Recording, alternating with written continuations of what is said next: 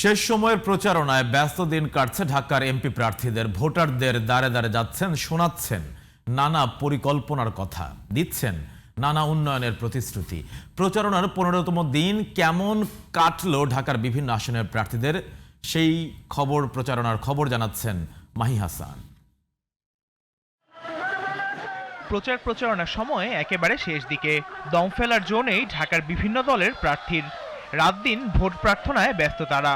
বৃহস্পতিবার দুপুরে রামপুরা বাড্ডা এলাকায় গণসংযোগে নামেন ঢাকা 11 আসনের বিএনপি প্রার্থী ডক্টর এম এ কাইয়ুম। এ সময় তিনি বলেন, নির্বাচিত হলে সন্ত্রাস, চাঁদাবাজ ও মাদকের বিরুদ্ধে জিরো টলারেন্স নীতি গ্রহণ করবেন। মাদক, সন্ত্রাস ঢাকা 11 আসন করতে চাই এবং কমিউনিটি বেস সোসাইটির মাধ্যমে আমরা এটা করবো। সিসিটিভি লাগাবো, বেড লাগাবো, নাইট গার্ড রাখবো। সিসিটিভির মাধ্যমে আমরা চিহ্নিত করবো কে মাদক বেচে, কে সন্ত্রাস করে, কে ফ্রিজিং করে। রাজধানীর কালশীতে গণসংযোগ করেন ঢাকা 16 আসনের ধানের শীষ প্রতীকের প্রার্থী আমিনুল হক। এ সময় তিনি জানান, দীর্ঘদিন পর ভোটাধিকার ফিরে পেয়েছে মানুষ, তাই ভোটাধিকার নিয়ে ষড়যন্ত্র মেনে নেওয়া হবে না। অন্যদিকে শ্যামলীতে প্রচারণা চালান ঢাকা 13 আসনের ধানের শীষের প্রার্থী ববি হাজ্জাজ। এত বড় একটা নির্বাচন, এতদিন পর, সো ছোটখাটো কিছু ত্রুটি থাকবে, সরকারের প্রশাসনের সাইড থেকে থাকবে, প্রতিদ্বন্দ্বীদের সাইড থেকে থাকবে, এগুলো মেনে নিয়ে সুন্দর একটা নির্বাচনের দিকে সামনে আমরা যাচ্ছি।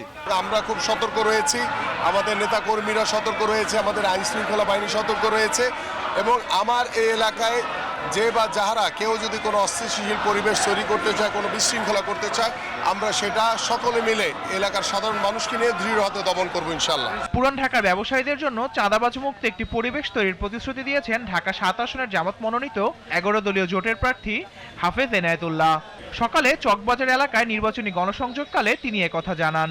চাঁদাবাজ, সন্ত্রাস এইসবের ব্যাপারে আমি আমার সাধ্যমতো এদের বিরুদ্ধে প্রতিরোধ গড়ে তুলব ইনশাল্লাহ, এবং ব্যবসায়ীদের যে সমস্যাগুলি আছে আমি সেই সমস্যাগুলি পার্লামেন্টে তুলে ধরবো।